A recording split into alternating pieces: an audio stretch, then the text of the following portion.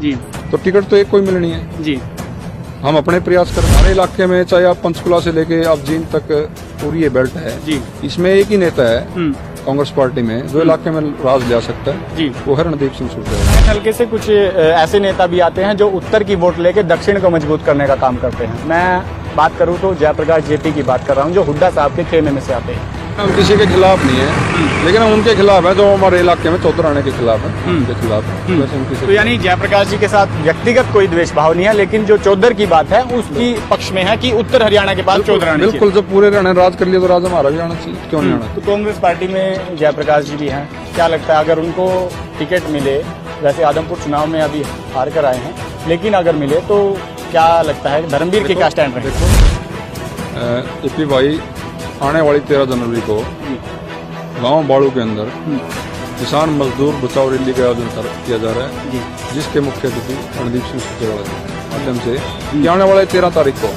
बाड़ू के अंदर ये दिखा दो कि हम भी अपने नेता के पीछे खड़े हैं ताकि इससे हमारा नेता और आगे। अगर हम हमारे इलाके से 10-15 MLA जीत कर जाते हैं तो इससे रणदीप सिंह सुरजेवाला मजबूती मिलेगी और बिल्कुल मुख्यमंत्री देखा। ये वो नेता है जो लगभग 3 दशकों से कांग्रेस पार्टी से जुड़े हैं और रणदीप सिंह सुरजेवाला के परिवार से जुड़े हैं। और जो टिकट की बात कही जाती है कि सियासी हालातों की बात की जाती है कि कलायत हल्के में दर्जनों नाम आने शुरू हो चुके हैं कि हमें टिकट दीजिए, हमें टिकट दीजिए, लेकिन पुराने नेता को आपसे मिलवाने पहुंचा था। कलायत हल्के में मौजूद हूं मंडी।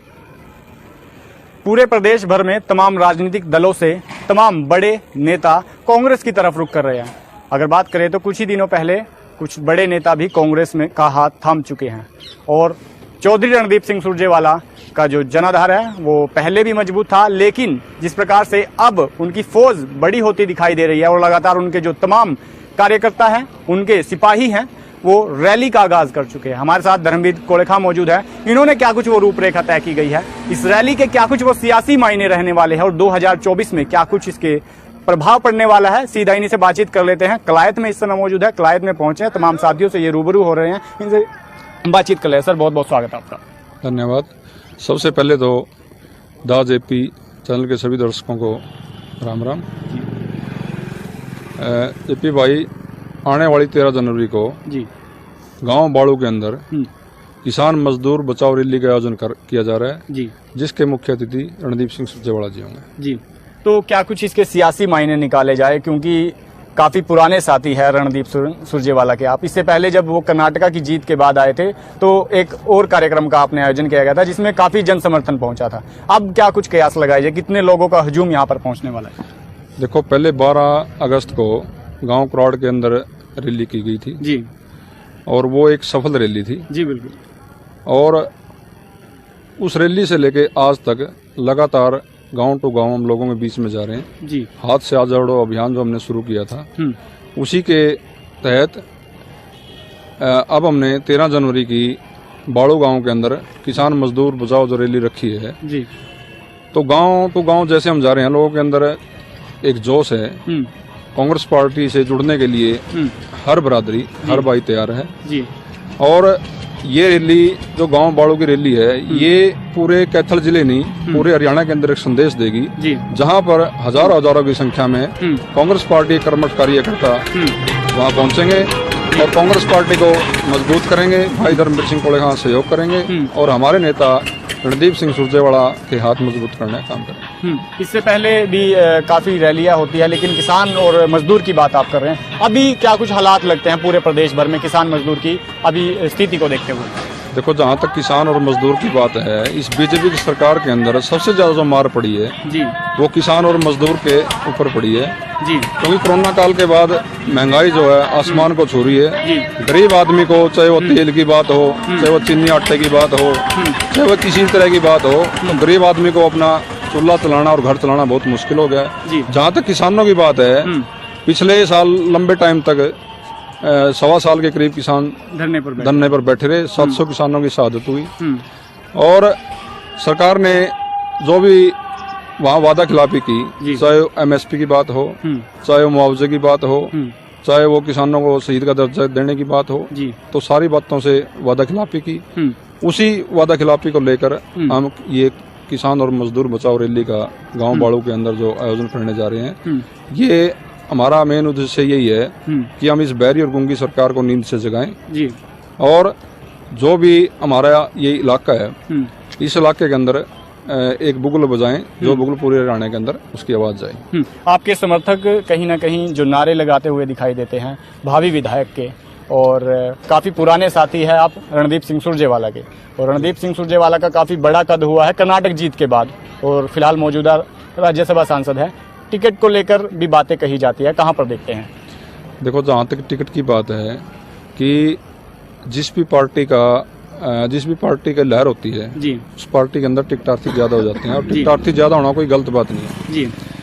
टिकट तो एक को ही मिलनी है, सभी भाई अपनी मेहनत कर रहे हैं और सभी का अधिकार है। टिकट मांगने का अधिकार सभी का है और अपनी मेहनत करने का अधिकार सभी का है, लेकिन फिर भी हम अपनी मेहनत कर रहे हैं, क्योंकि मैं पिछले लंबे टाइम से तकरीबन 28 साल से रणदीप सिंह सुरजेवाला के साथ जुड़ा हुआ जी। इसी बात को लेकर और मेरा परिवार जो है सन 1966 से लेकर जब से हरियाणा बना है जी, तब से लेकर आज तक कांग्रेस पार्टी के साथ है और रणदीप सिंह सुरजेवाला परिवार के साथ है जी। 2010 में मैं डिप्टी चेयरमैन बना था जिला परिषद, और अभी मैं किसान कांग्रेस का अध्यक्ष हूँ 18 से लेकर कंटिन्यू अब तक जी। तो टिकट तो एक कोई मिलनी है जी। हम अपने प्रयास कर रहे हैं लगातार। भाई साहब क्या नाम है, हमारे को जो रैली जलसों का टाइम दे रहे हैं, हम लोगों में 20 जा रहे हैं, फिर भी जिस भी भाई को टिकट मिलेगी धर्मवीर सिंह खोड़ेगा उसका साथ देने को तैयार। टिकट की बात मैंने शुरुआत की, तो अब ये दिखाई दे रहा है कि कांग्रेस पार्टी की आपने बात की कि जनाधार और सियासी फिजा कांग्रेस के पक्ष में दिखाई दे रही है। काफी लाइनें लग चुकी हैं कलायत हल्के में टिकट मांगने वालों की। देखो, ये कलायत की ज्वाइनिंग भी चल रही है और न्यू ज्वाइनिंग वाले भी टिकट मांग रहे हैं। वही मैं कह रहा हूँ ना, जिस पार्टी की लहर होती है या जिस पार्टी की हवा चली हुई है, सब लोगों को पता है कि आने वाला टाइम कांग्रेस का होगा, और जितने भी साथियों की ज्वाइनिंग हो रही है उन सभी का कांग्रेस पार्टी में स्वागत है। तो ये तो अच्छी बात है कि साथी आए और कांग्रेस पार्टी की जो भी नीतियां हैं उनके अंदर अपना योगदान दें। किसान मजदूर की बात आपने की, क्या कुछ वो अपील करना चाहेंगे जो तमाम लोग आपके हल्के के आपको देख रहे हैं? क्या कुछ अपील करना चाहेंगे, क्या कुछ वो आह्वान करना चाहेंगे पहुंचने को लेकर? बिल्कुल, कलायत हल्के के जितने भी किसान मजदूर और सभी साथी हैं, माताएं बहनें, आने वाली 13 जनवरी को ज्यादा से ज्यादा संख्या में गाँव बाड़ों में पहुंचे, धर्मवीर कोड़ेखा का सहयोग करें, कांग्रेस पार्टी का मजबूत करें, और जो हमारे प्रिय नेता रणदीप सिंह सुरजेवाला उसको मजबूत करने का काम करें, और एक संदेश दें कि देखो, मैं एक चीज और कहना चाहता हूँ कि पूरे हरियाणा के अंदर चाहे वो हिसार की बात हो, चाहे रोहतक की बात हो, चाहे सिरसा की बात हो, चाहे वो भिवानी की बात हो, चाहे वो रिवाड़ी की बात हो, हर जगह राज रह चुका है जी। ये जो हमारा जींद कैथल का जो उत्तरी हरियाणा का ये क्षेत्र है, इसमें कभी आज तक राज नहीं आया, और जब तक राज नहीं आएगा तब तक इलाका मजबूत नहीं होगा। जो मूलभूत सुविधाएं हैं उनसे वंचित है हमारा इलाका है, और हमारे इलाके में चाहे आप पंचकुला से लेके आप जींद तक पूरी ये बेल्ट है जी। इसमें एक ही नेता है कांग्रेस पार्टी में जो इलाके में राज ले सकता है जी, वो है रणदीप सिंह सुरजेवाला। तो मैं तो लोगों को यही संदेश देना चाहता हूँ आपके माध्यम से कि आने वाले 13 तारीख को भाड़ू के अंदर ये दिखा दो कि हम भी अपने नेता के पीछे खड़े हैं, ताकि इससे हमारा नेता और आगे बढ़े। कलायत हल्के से कुछ ऐसे नेता भी आते हैं जो उत्तर की वोट लेके दक्षिण को मजबूत करने का काम करते हैं। मैं बात करूं तो जयप्रकाश जेपी की बात कर रहा हूं, जो हुड्डा साहब के खेमे में से आते हैं। देखो, ये चीजें क्या है, ये एक राजनीतिक सियासत है, इसके अंदर हर भाई अपना अपना काम कर रहे हैं, लेकिन हम किसी के खिलाफ नहीं है, लेकिन हम उनके खिलाफ है जो हमारे इलाके में चौधराने के खिलाफ है, उनके खिलाफ है। वैसे हम किसी तो यानी जयप्रकाश जी के साथ व्यक्तिगत कोई द्वेष भाव नहीं है, लेकिन जो चौधर की बात है उसकी पक्ष में है कि उत्तर हरियाणा के बाद चौधर आना चाहिए। बिल्कुल, जब पूरे हरियाणा राज कर लिया तो राज हमारा भी आना चाहिए, क्यों नहीं आना चाहिए जी।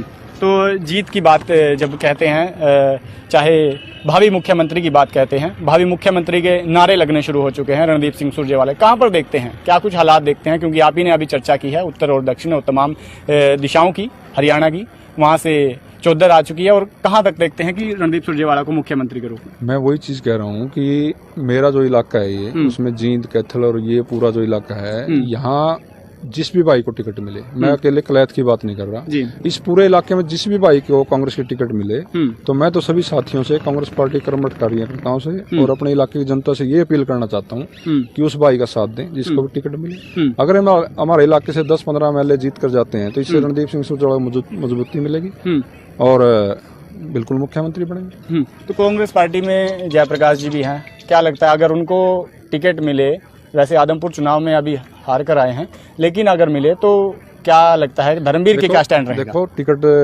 देना ये पार्टी हाईकमान का फैसला है जी। पार्टी हाईकमान जिसके को भी टिकट देगी, धर्मवीर कोड़े खां उसका साथ देगी। तो ये थे हमारे साथ धर्मवीर कोड़े खां। ये वो नेता है जो लगभग 3 दशकों से कांग्रेस पार्टी से जुड़े हैं और रणदीप सिंह सुरजेवाला के परिवार से जुड़े हैं। और जो टिकट की बात कही जाती है, कि सियासी हालातों की बात की जाती है, कि कलायत हलके में दर्जनों नाम आने शुरू हो चुके हैं कि हमें टिकट दीजिए, हमें टिकट दीजिए। लेकिन पुराने नेता को आपसे मिलवाने पहुंचा था, कलायत हलके में मौजूद हूं। मंडी में इस समय लगातार डोर टू डोर और लोगों से रूबरू होते हुए दिखाई दिए, इनसे बातचीत की। आपका क्या कुछ कहना है कमेंट बॉक्स में राय दीजिएगा और इस वीडियो को ज्यादा से ज्यादा शेयर जरूर कर दीजिएगा।